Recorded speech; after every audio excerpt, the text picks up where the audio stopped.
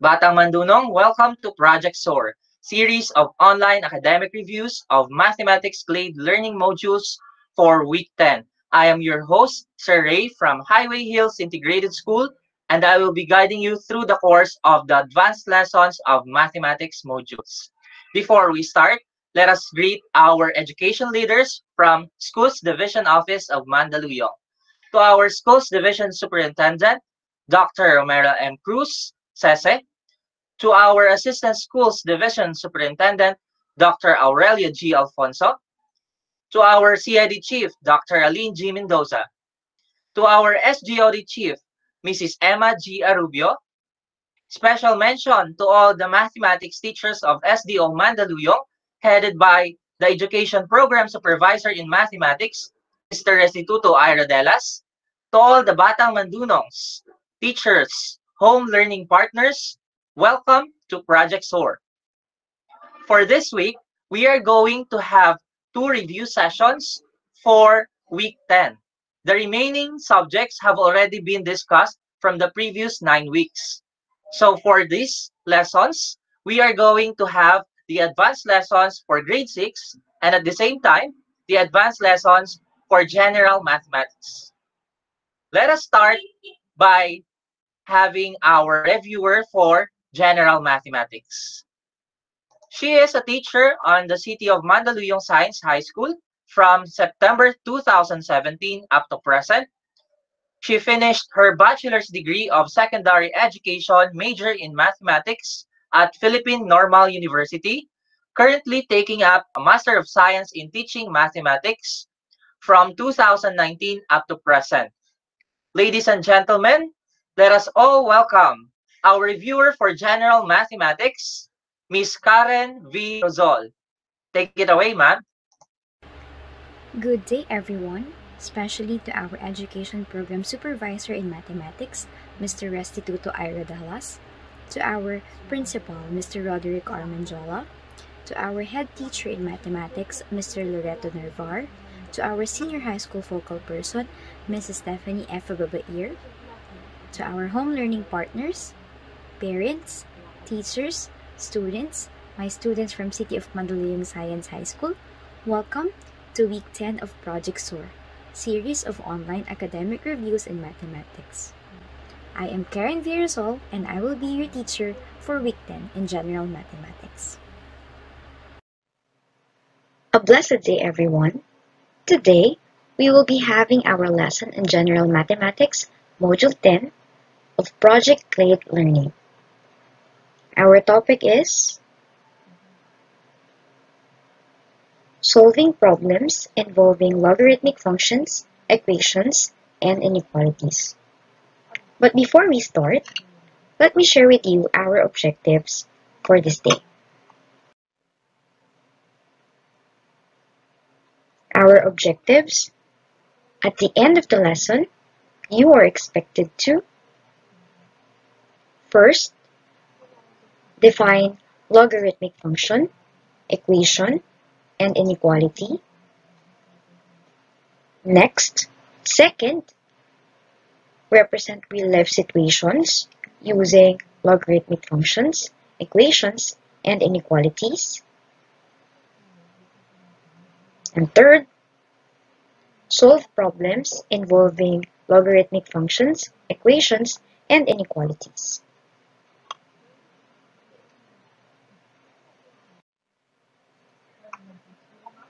Before starting a new lesson, it is very important that we review concepts that can help us to easily understand the next topic. And with that, it is necessary to review the concepts involving logarithms before solving problems relating to it. So let us start. Solving logarithmic equation and inequality are essential in order for us to solve problems involving logarithmic functions. And we know that logarithmic equation and inequality can be solved for all x values that satisfy the equation or inequality. Meaning, we are going to find the possible values that will make our equation or our inequality true. Alright? Next, a logarithmic function expresses a relationship between two variables such as x and y. And remember that a logarithmic function can be represented by a table of values or a graph. And now, let us proceed with the different properties of logarithmic equation and inequalities that can be helpful as we solve problems involving logarithmic functions. For the first one, if we have our b, which is greater than 1, our base is greater than 1, then the logarithmic function y is equal to the logarithm of x with base b is increasing for all x.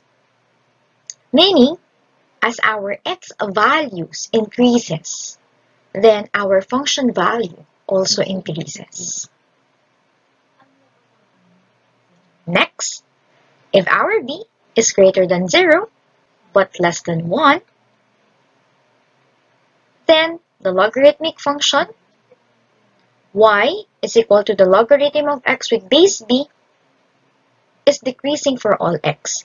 So, if we have our base, which is between 0 and 1 exclusive, as our x values increases, then our function value decreases.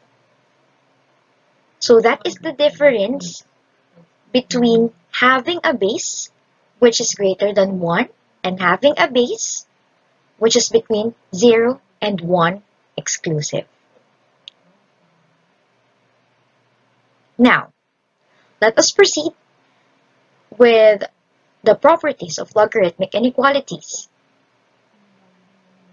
If we have our base, which is between 0 and 1 exclusive, then x sub 1 is less than x sub 2 if and only if logarithm of x sub 1 with base b is greater than the logarithm of x sub 2 with base b. So, ibig sabihin, kung meron naman tayong base which is between 0 and 1 exclusive, and we have x sub 1 which is greater than x sub 2, if and only if we have the logarithm of x sub 1 with base b is less than the logarithm of x sub 2 with base b. And what if we have a base which is greater than 1? Then, if b is greater than 1, x sub 1 is less than x sub 2 if and only if the logarithm of x sub 1 with base b is less than the logarithm of x sub 2 with base b. Same if we have x sub 1 be greater than x sub 2, then we'll have the logarithm of x sub 1 with base b as greater than the logarithm of x sub 2 with base b. So we can clearly see that the inequality symbol for b between 0 and 1 exclusive, it alters And if we have our base, which is greater than 1, then our inequality symbol, it remains the same. Okay? So, based from this, were you able to remember your lessons in general mathematics for the past week? I hope this helped you to remember your lessons because these are very important as we discuss solving problems involving logarithmic functions. These are all important concepts as we proceed in solving logarithmic functions. Ngayon, handa na ba kayo?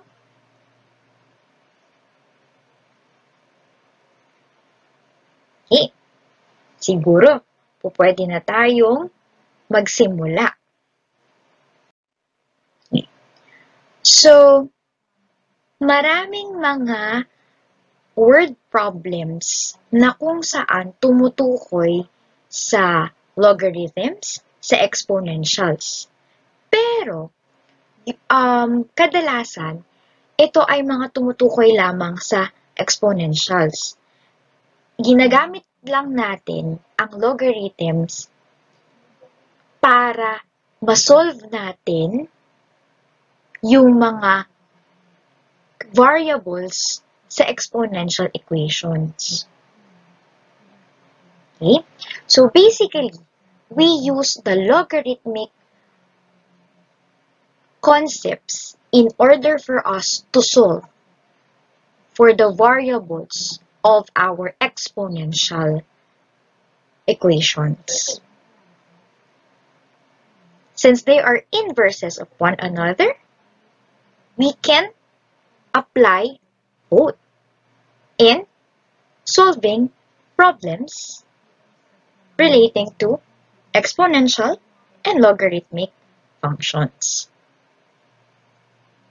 And we use the given, want, know, and analysis format to solve this type of word problems and even other word problems in mathematics. For our given, it states the information given by the problem. So these are the clues that we can use found on the given statements that we will be using in order for us to solve a problem. For want naman, these are our objectives. It states the objective of solving the problem. What is your goal? What are you looking for from this given? And what do you want to solve in the problem? And for the know naman, it states your prior knowledge that can be used to solve the problem. These are your schemas. These are the concepts that you can use that are connected to the problem you are solving for. Also, you will be needing the different properties of equality in order for you to solve problems relating to functions. And lastly, analysis, that is the actual solving of the problem. So this is the whole process of solving, whether you were able to represent your given correctly, were you able to translate the English sentences to mathematical sentences, and applying the properties that you know as you solve for what is the main objective of the given problem. Using, of course, yung mga given information.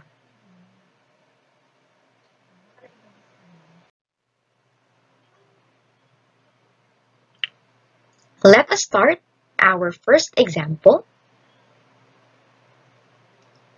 Sino na sa inyo ang nakapanood ng concert? Ayan, maraming mga nakapanood na ng concert. So, itong first problem natin ay, suppose you have seats to a concert featuring your favorite musical artist. You have to calculate the approximate decibel level associated if a typical concert sound intensity is 10 raised to negative 2 watts per square meter. Parang marami sa inyo na nakangiti. Siguro, familiar na itong situation na ito, wherein you have to compute for the decibel level given the sound intensity. Tama. Kaya kayong mga maraming nakangiti dahil nadaanan na ito sa week 8 ng ating module. Let us have a recap. A sound is measured in a logarithmic scale using a unit called decibel. Using this formula, our D is equal to 10 logarithm of I divided by I sub 0, where I is the power or intensity of the sound, and I sub 0, this is the weakest sound that the human ear can hear. Using this formula,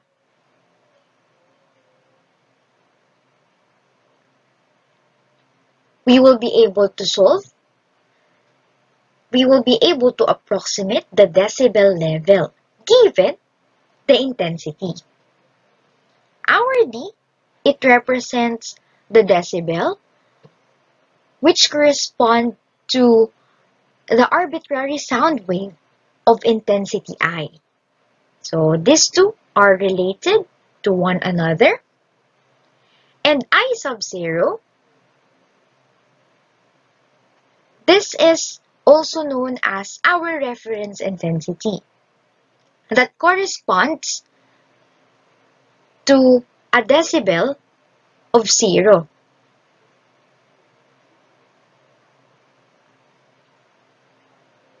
Approximately, the intensity of a wave of 1000 Hertz frequency at the threshold of hearing, that is about 10 raised to negative 12 watts per square meter. So, ibig sabihin, we can have our reference intensity or the weakest sound that the human can hear as I sub 0 be equal to 10 raised to negative 12. Natandaan na ba ang decibel? Handa na ba kayo na isolve na natin ang example number 1?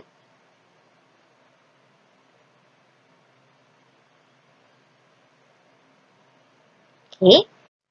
Now, for our solution, tignan muna natin ulit itong problem. Ano yung given sa atin? Ang binigay is sound intensity.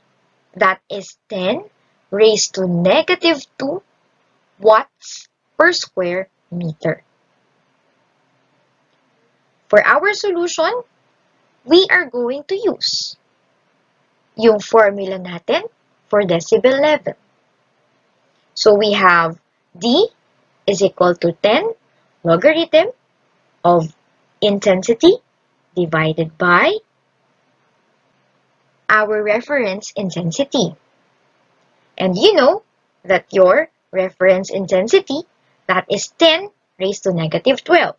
And itong given natin, conserved sound intensity, that's 10 raised to negative 2. Kaya, yung given natin, isa-substitute na natin. Sinubstitute na natin. Magiging D is equal to 10 logarithm of 10 raised to negative 2 divided by 10 raised to negative 12. Ngayon, isimplify na natin. Meron na tayong 10 logarithm of 10 raised to 10. Using the property 2, alam natin na the logarithm of 10 raised to 10, that will give us 10.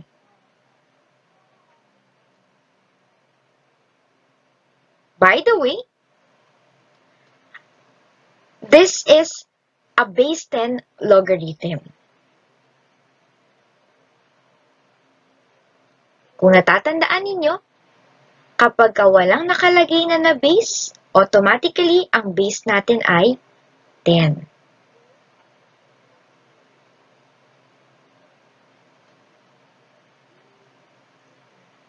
Since wala na tayong subscript dito sa ating logarithm. And now, isimplify na natin. 10 times 10, that will give us 100 decibels. So, ibig sabihin, a concert's decibel level is 100 decibel. A concert's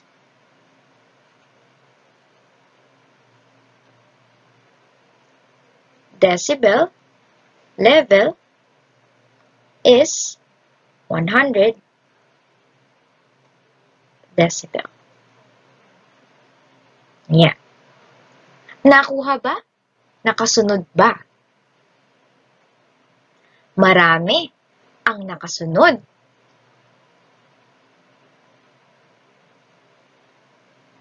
Salamat. Ngayon, magtungo na tayo sa pangalawa nating example.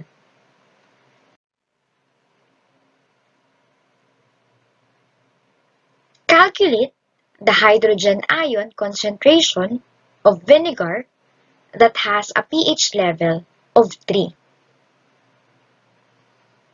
Parang marami rin sa inyo ang nakarelate dito sa item number 2 natin. Always remember na ito ay naging parte na rin ng Module 8. So, recap. The measure of acidity of a liquid is called the pH of the liquid because it is based on the amount of hydrogen ions in the liquid. And the formula for pH is pH is equal to the negative logarithm of hydrogen ions, the amount of our hydrogen ions. Wherein, yung ating H+, this is the concentration of hydrogen ions using the unit moles per liter. And 1 mole is 6 and 22 thousandths times 10 raised to 23 molecules or atoms. Remember na ang water ay neutral because ang kanyang pH level ay 7. And yung mga liquids naman natin na may mababang pH hanggang 0 down to 0, mas acidic sila compared dun sa may matataas na pH level. Okay? Nasundan po ba? Yan. Mukhang nakasunod naman ang karamihan. So, let us now proceed in sharing our solution. Ayan. Paano nga ba natin isosolve ang ating example number 2? Gaya nga nung formula natin, we know that pH is equal to the negative logarithm of the amount of hydrogen ions. Ang binigay dito, pH level of 3. So, ibig sabihin, meron tayong 3 is equal to the negative logarithm of hydrogen ions.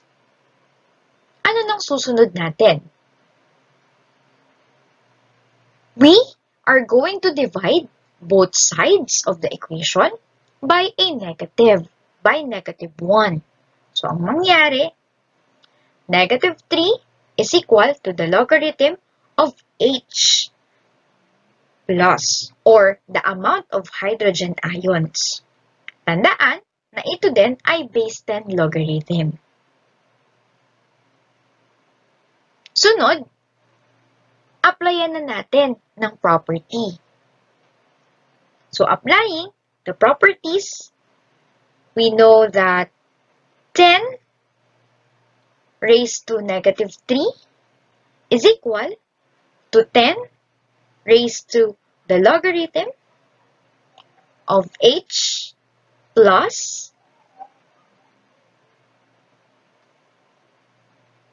at meron na tayo 10 raised to negative 3. This is the amount of hydrogen ions. Yung concentration of hydrogen ions found doon sa vinegar na may pH level na 3.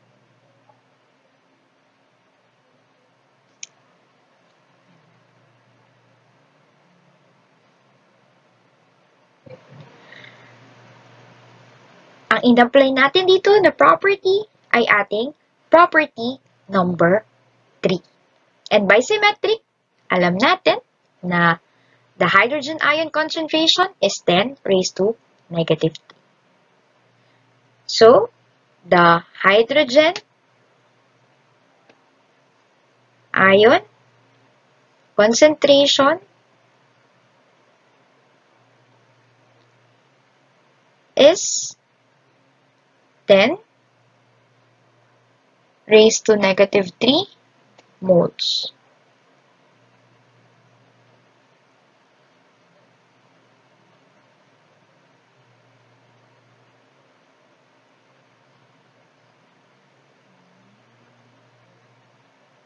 Okay ba tayo sa ating example number 2?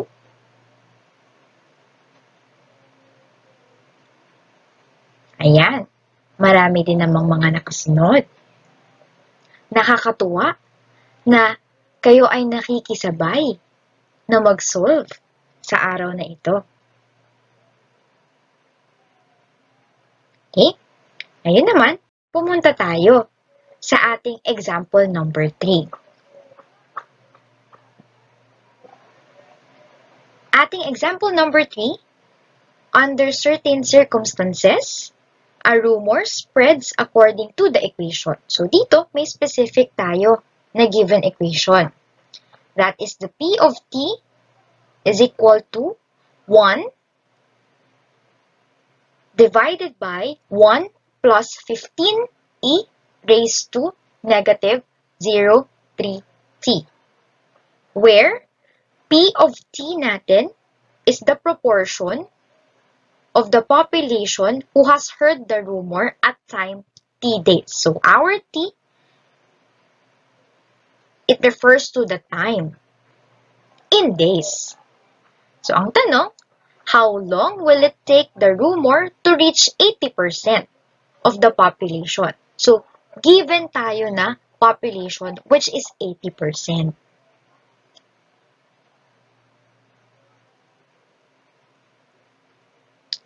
Using the formula, alam natin na ang ating 80%, this is our P of T. So, translating that, we have 0.8 is equal to 1 over 1 plus 15e raised to negative 0.3 t. Ano yung hinahanap? The number of days na kung saan ang rumor ay makakapag-reach dun sa 80% ng ating population. Anong gagawin? You have to multiply both sides of the equation by this expression. 1 plus 15e raised to negative 0.3t. And as you multiply, you can simplify. Multiplying 0.8 by 1, it will give us 0.8. Multiplying 0.8 by 15e raised to negative 0.3t, magkakaroon tayo ng 12e raised to negative 0.3t.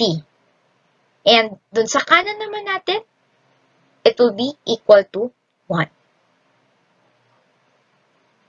Anong susunod? Siyempre, we have to combine similar terms.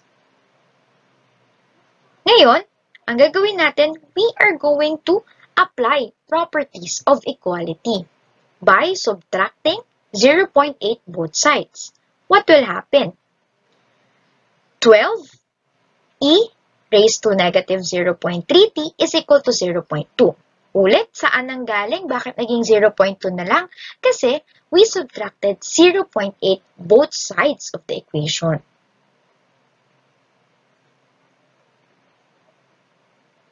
And then, isimplify natin by dividing 12 to both sides of the equation para ang matira sa atin, ma-isolate na natin si e raised to negative 0.3t.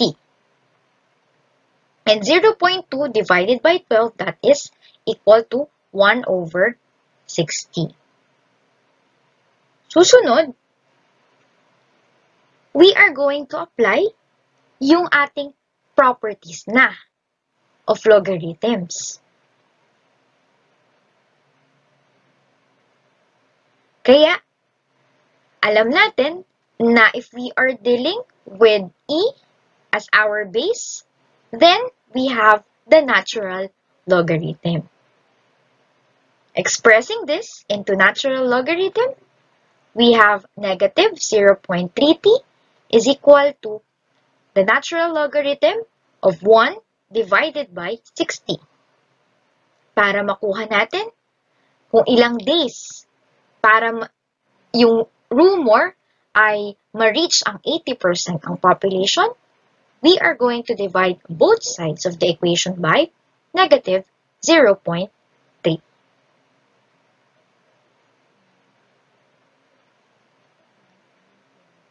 And we have t is equal to the natural logarithm of 1 over 60 divided by negative 0.3.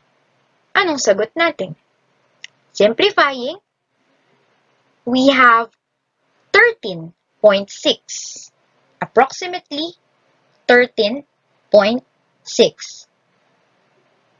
Since we are talking about the number of days, we can have it as it will take approximately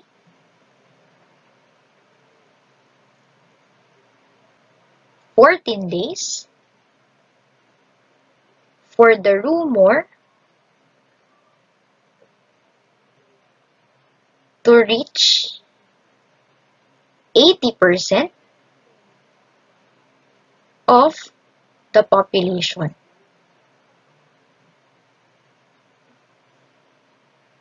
And that is it for our example number 3.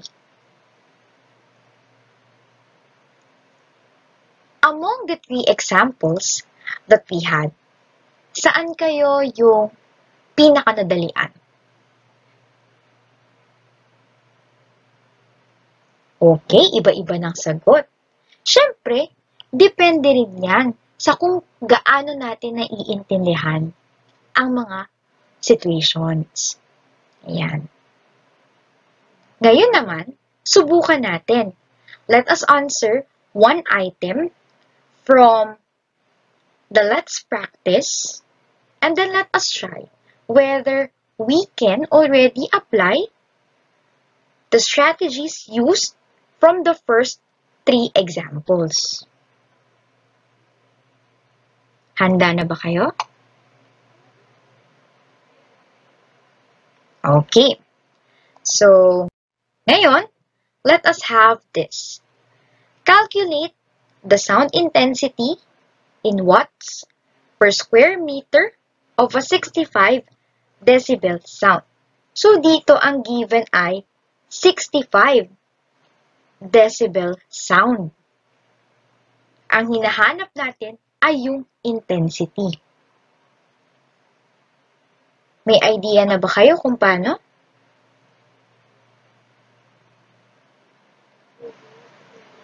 Okay. Tama.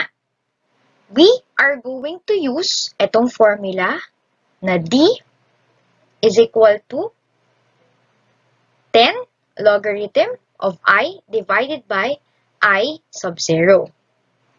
Substitute lang natin yung value natin ng reference intensity, yung sa I sub 0 na 10 raised to negative 12, at saka itong 65 sa ating D na decibel level.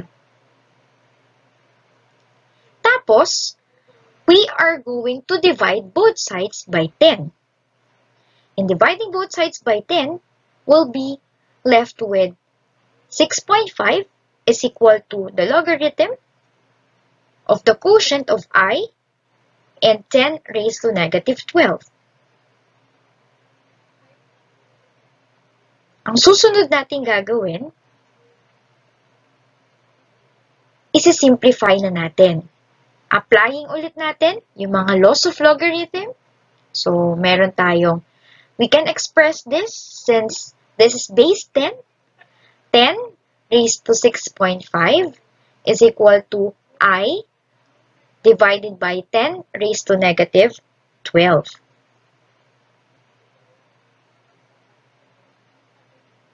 Para makuha natin yung I, i-apply lang din natin ang mga properties of equality. So, meron na tayong 10 raised to negative 5.5. So, ang ating intensity ay 10 raised to negative 5.5. Ngayon, by symmetric, you know that our intensity is 10 raised to negative 5.5. Let us simplify this one. If we are going to simplify using your scientific calculator, ang sagot ay 3.1600 times 10 raised to negative 6. Siyempre, tatandaan natin yung ating unit, watts per meter squared. At ito na ang ating final answer.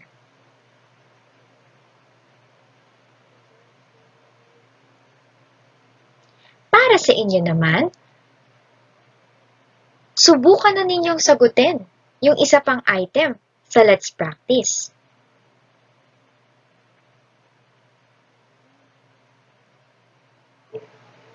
Ayan. Ito yon. How much more severe is an earthquake with a magnitude of n on a Richter scale compared to one with a magnitude of n plus 1? Dito naman, babalikan nyo rin yung application of logarithmic functions involving Richter scale. Ibibigay ko ang final answer.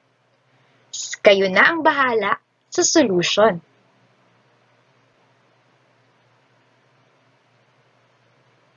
Final answer ay 31.6.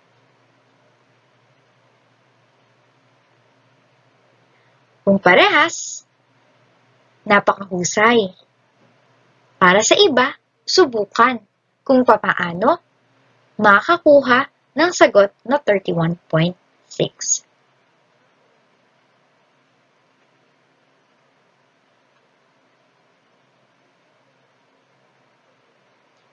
Yun lamang para sa Module 10 ng General Mathematics. Bago ako magtapos, gusto ko lang iwan itong isang quotation, lalong-lalo na para sa mga estudyante na nahihirapan pa rin sa asignaturang sipnayan. The only way to learn mathematics is to do mathematics. This is by Paul Harmos. So, para ikaw ay lubusang matuto kung papaano gawin ang isang bagay sa mathematics, kailangan mo muna itong gawin. Kailangan mo itong subukan. Okay? Aasahan ko na ang bawat isa sa inyo ngayon ay magpa-practice, mag-solve ng mathematics, susubukan ang mga katanungan sa Project Lead module, at darating ang panahon na mas magiging madali na rin para sa inyo ang magsagot ng mga problem solving sa mathematics. Thank you very much and God bless you all. Mga batang MANDunong, that's it for Quarter 1 Project SOAR for senior high school as well as junior high school. Sana ay marami kayong natutunan sa ating mga advanced and review lessons mula sa Project SOAR. Manatiling nakatutok sa ating YouTube channel para sa mga bagong videos at tumutok tayo at patuloy nating suportahan ang Project SOAR sa darating na Quarter 2 sa susunod na taon. Again, mula sa Math Team MANDunong, subscribe sa ating MTM channel and follow our official Facebook page, Math Team, Mathematics Teachers Association of MANDunong. Batang MANDunong, walang maiiwan, kabahagi ng bilang. Laging tatandaan, math-sayang math-aral, tayo ng math-tuto kasama ang Math Team Manda. Good day and God bless everyone. See you on Quarter 2 Project SOAR. Bye!